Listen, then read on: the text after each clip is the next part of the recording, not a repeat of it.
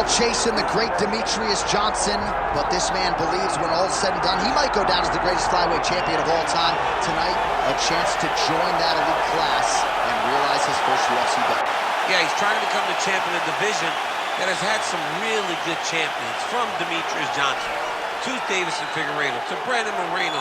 The list of fantastic champions at flyweight is not very long, but he feels that he can stand atop all those guys by the time his career is done. But it all starts tonight.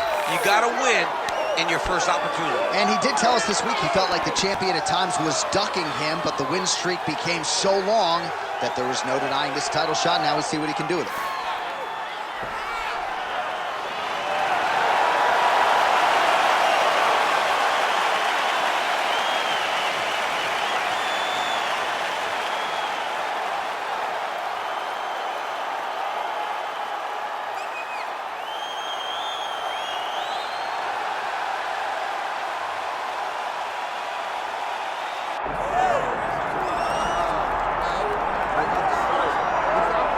Here's the reigning, defending, undisputed UFC men's flyweight champion, and thank goodness this division stuck around.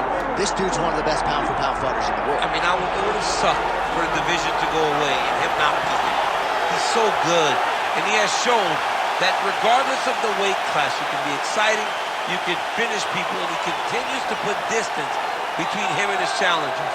He knows that tonight is going to be very difficult. He understands that the challenger is really good. But he told us in the fighter meeting, I will keep my belt, and I'm going to keep it for a real long time. Well, and at times in the past, I remember we talked about this guy's weight cut, his discipline or lack thereof. He has nipped all those issues in the bud. As such, he's the man at 125 pounds.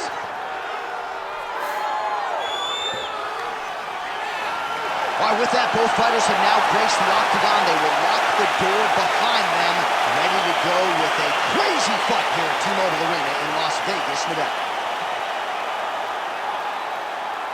Our tail of the tape for this flyweight championship fight. Here is Bruce Buffer. Ladies and gentlemen, this is the main event of the evening.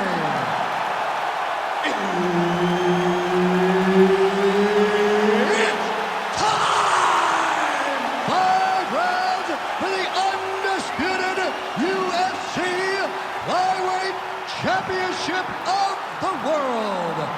Introducing first, fighting out of the blue corner, presenting the challenger, Alexandre the Cannonball Pantoja.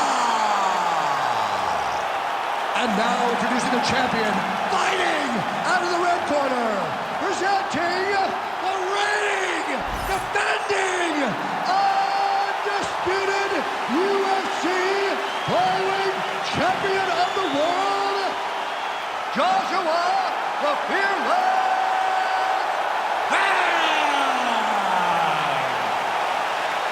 Herb Dean, our referee for this one. Ready.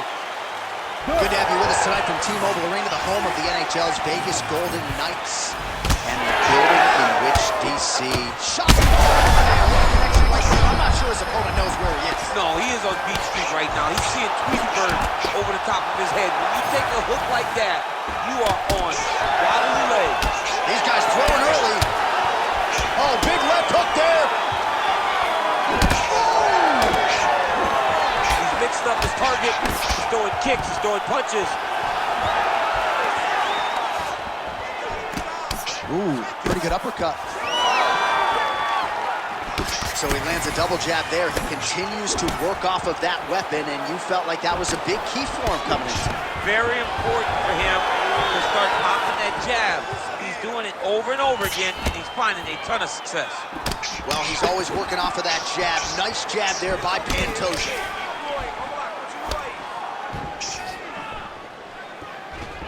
Oh, how good was that flying knee? Just over 3 minutes to go. Lands a big elbow there. Oh, nice body shot. Big knee lands right through the opponent's midsection. Oh, vicious uppercut. Wow. And a nice job at least staying upright on that.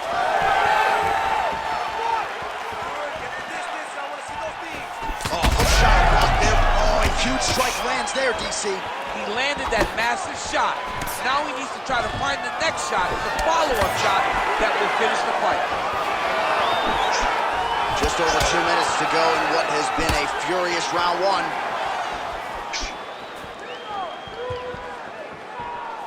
Leg kick lands. He checked that last one. Connects now with the 1-2. The kick is there to the bottom. Looks as though that strike maybe opened up a cut around the eye area. Yeah, it looks like that strike opened up a cut, John, but it's nothing to worry about now, but he's got to start to protect it. And now some separation. All right, so he lands his first takedown of the fight after many failed attempts, so he stayed committed. Now he has the fight in his wheelhouse. Let's see what he can do. Now drops inside that closed guard, DC. Full guard. Let's see how patient he is as he attacks a submission or big ground and pound. All right, setting up for a finish here. Oh, that arm triangle's wicked tight. He's starting to get it in very deep.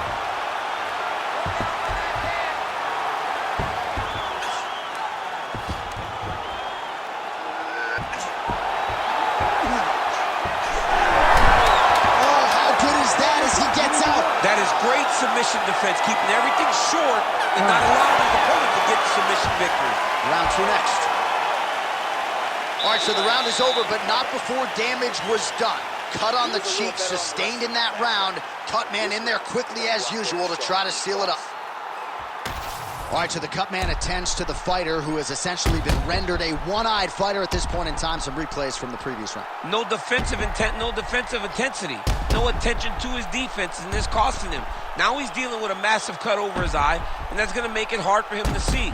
He's got to change something, man. He's got to. You ready to fight? Ready. All right, second round underway. All right, next round is now underway. I thought there was pretty good back and forth action in the previous round. Yes, it wasn't a firefight. It wasn't two guys throwing the kitchen sink at each other. But you did see times where they came together and you saw the skill level of these two fighters. Look at the turtle in that kick. Heavy leather landed on both sides in that exchange.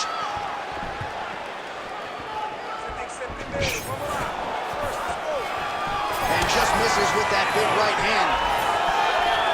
Well, he continues to do a nice job here defensively, protecting the head and sort of maybe letting his opponent gas out a little bit with all the volume. His opponent sees the target, but he can't get to the target. So he'll continue to throw, and he'll continue to wear on his own gas tank. Fighters separate from the clinch now. Man, the body work really starting to take its toll here. Obvious redness on that right side.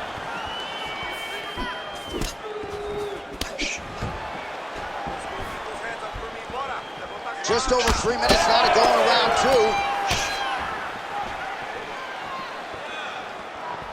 Right hook to the head blocked. Man, as he landed a high volume of strikes here in round 2, definitely picking up the pace after round 1. So he got the message from the corner, and now he is taking control of this second round.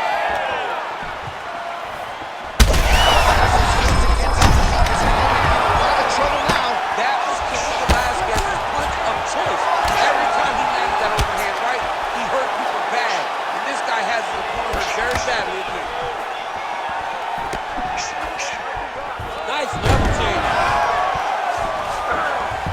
He passed the half guard. Pretty productive with the strikes here off his back. Ooh, this could be it. That thing is tight. That arm triangle is deep. Oh, gives up on the submission now, so preferring to maybe get to a dominant position instead. Oh, this is some high-level, efficient, effective ground and pound by Pantoja.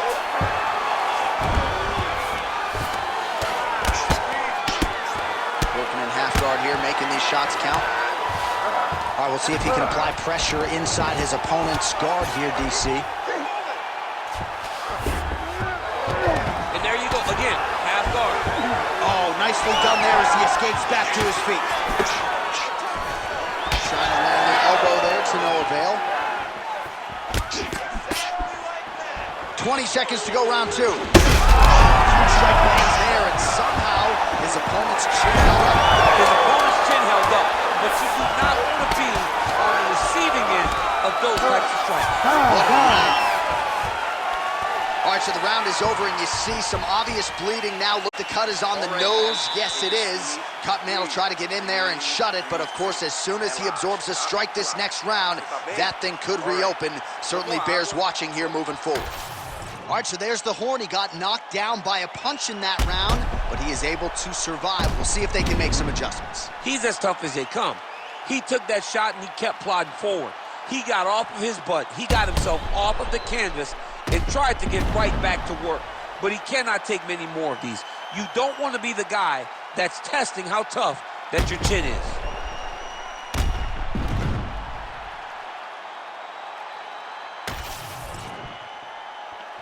You ready to fight? Ready. Here we go, third round of this championship fight. Oh, shot to the body connects there. He hasn't really thrown too many body strikes in this fight, but now, as this fight goes on, he is not discriminating, working the body, and those shots are going to count. Oh, that's a heavy kick downstairs. Straight right, he misses. Oh,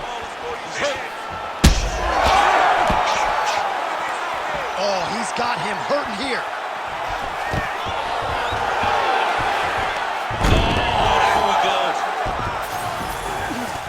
Back to the feet now.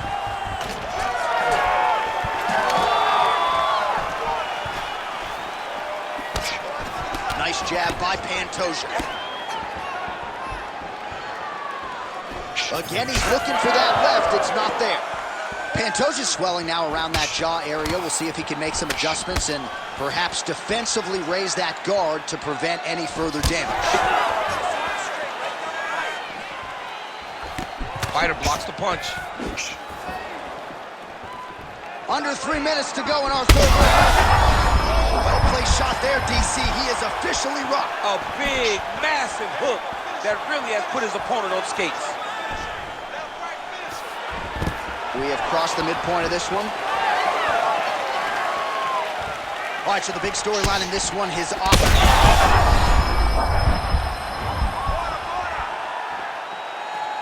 Well, no denying the durability on the other side, but at this point, you just got to find that kill shot and get him out of there. A lot of times that comes with reps, that comes with taking your time. You get excited, and you want to finish it because you think it's right there, but at times you just hold on. The crowd continues to sway with every huge shot being landed. Back and forth we go. Oh, with authority, the body. He ate that kick. He took that whole kick, yep. Lands a nice 1-2.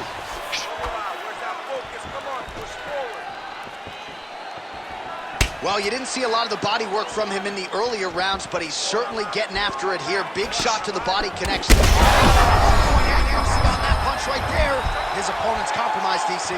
It's one thing to land a hard shot. It's another thing completely to land a perfect shot. And that was a perfect shot. Well, we've seen a lot of different elements to his striking game tonight, especially that hook. We'll see if he sets it up again here. He has punctuated a lot of his combinations with that hook shot tonight.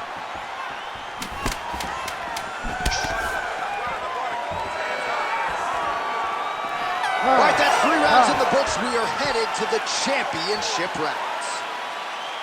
All right, so there's the Horn. It's amazing to think we got here, given how many times he rocked his opponent there in the previous round.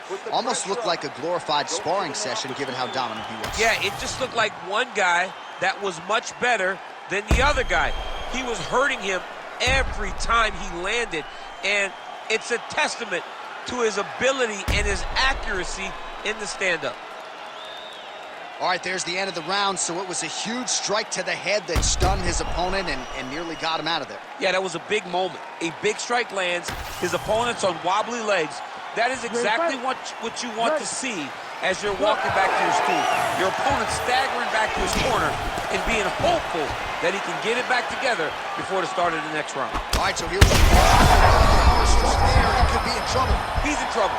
He's hurt bad. He doesn't know if he's in the octagon or at his mama's house for Thanksgiving. Dude's hurt. Serve him up. Go get him. Knock him out. The fight's done. That'll do it! Wow! Wow! What an absolutely crazy knockout here, and that's going to be a hard knockout from which to recover for his opponent. But the celebration is on, one of the biggest wins in his UFC career. Massive win for this young fighter. He got the knockout victory. What a performance.